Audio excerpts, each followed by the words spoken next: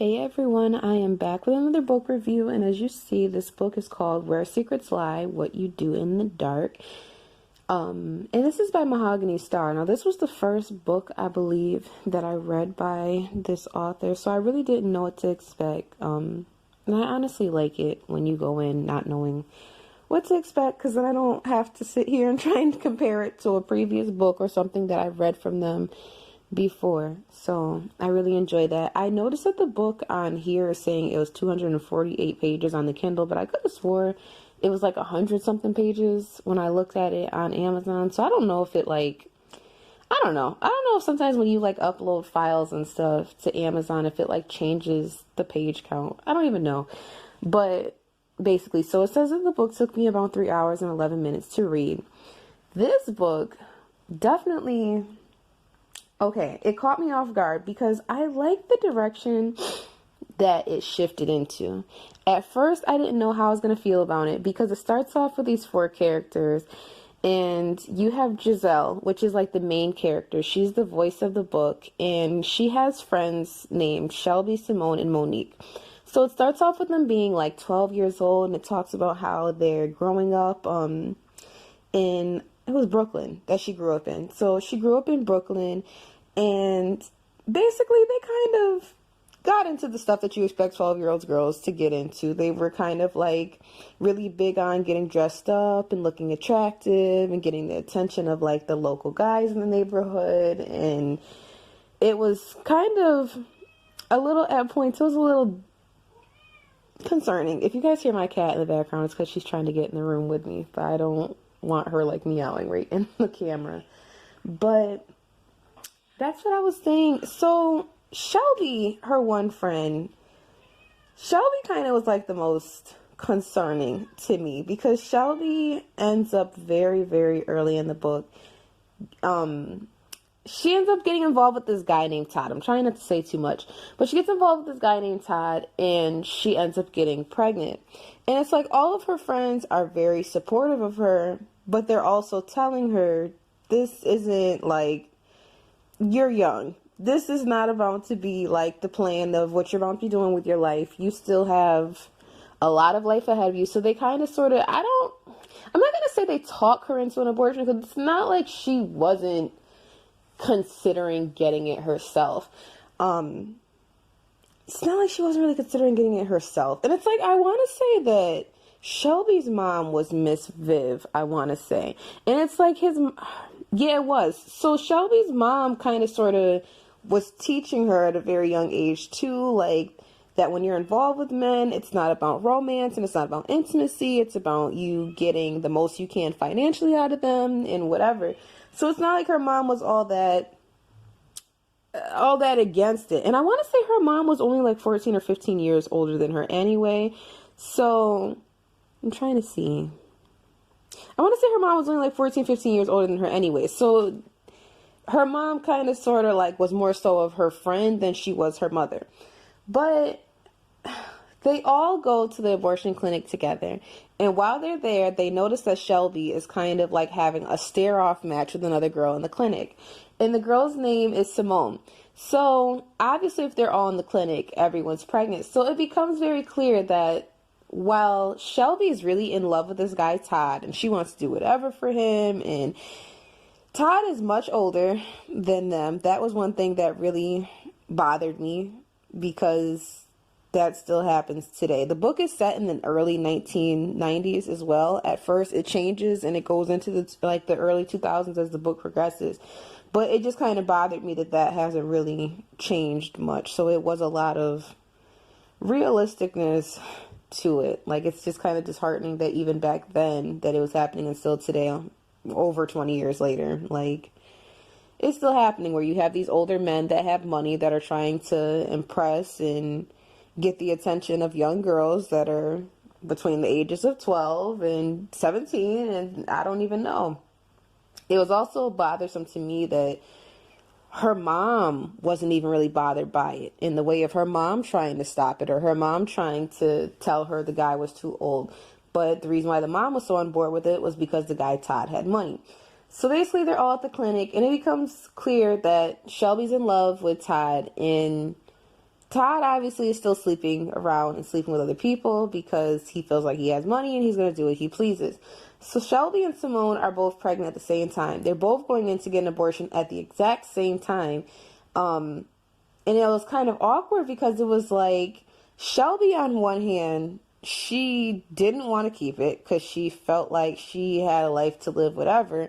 And it's like Simone felt like she wanted to keep it, but she felt like Todd would have killed her, or not necessarily killed her, but he would have been pissed off if she kept the baby by him. Meanwhile, she feels like if he knew about Shelby's baby, Todd would have wanted her to keep it. So it was just, it was crazy. It was crazy.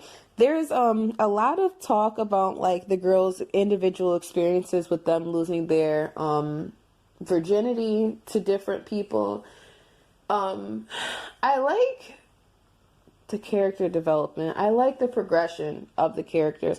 I like that they didn't stay in an immature mindset. I like that there was kind of like a checks and balances system between where when one was kind of acting wild and one was acting stupid, Mo was kind of the one that would pull the reins in and be the mother figure and be on some, you sound crazy. Like, I'm not going to sit here and just let you go along with this or let you get away with this because we're friends. Like, I like that they held each other accountable. Like during their early teenage years throughout adulthood. I love their sense of support. I love the way that there was I will say that as the book progresses, there was a situation between two of the girls where I honestly expected them to fall out because I don't know. I knew how much this man meant to this one person, and I knew how much the man meant to another person.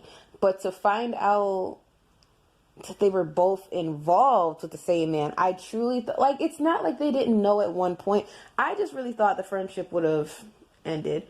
I thought they would have fallen out. I thought whatever. Trying to think, as far as like extreme violence goes in the book, there's really not. There are a few scenes where like someone passes away due to like a gunshot or something. There's things like that, but it's not like one of those like gory books. It's not like I can't even say like, oh, this is like a hood book. It's not a hood fairy tale. It's not like a hood love story. And that's why I was able to enjoy this book because y'all know I can't take I can't take too much of the hood books anymore. Like I feel like once I've reached a certain stage in my life, like, or a certain level of maturity, I don't want to read about the same stuff I grew up seeing every day because it's just not for me. But the main character, Gigi, what I liked about her is I always felt like she was mature. I always felt like she had her head on her shoulders the right way. She goes off to college. Mo goes off while they're in high school to Europe, and it was either Europe or Paris. But what did she do? She ended up doing? She was modeling. I don't know why that just like threw me off. She was modeling and stuff. So it was like she really got her head start on her career very early on. And throughout, like later on in the book, she sits here and says too how she feels like there's a lot of positives to modeling, but at the same time she feels like people shouldn't get started doing it. Well, kids shouldn't get started doing it too soon because there's a lot of downsides to it too. There's discussion about her having a roommate, and it's very clear that once her friends meet her roommate, that they're not too fond of, well, at least Gigi's not too fond of how close it seems like her and the roommate have become. And it's like, I have my own little thoughts that I'm going to keep to myself for now at first about what I truly thought their friendship was or their relationship was from the beginning, but it was like, whatever. I'm trying to think. So as the book goes along, Giselle, she meets this guy in college, and I don't know why, but it's just like they seem to really hit it off. They seem like a really sweet couple, but I am so distrusting of men in these books that I just kept waiting. Like, when is he going to do something wrong? When is he going to slip up? When is he going to F up? And it's like, when she goes to meet his mom, I really wanted someone to snatch his mom's damn hair across the table. Like, his mom, Susan, is so freaking rude. From the beginning throughout the book, she is one of the snobbiest women. Like, oh my God.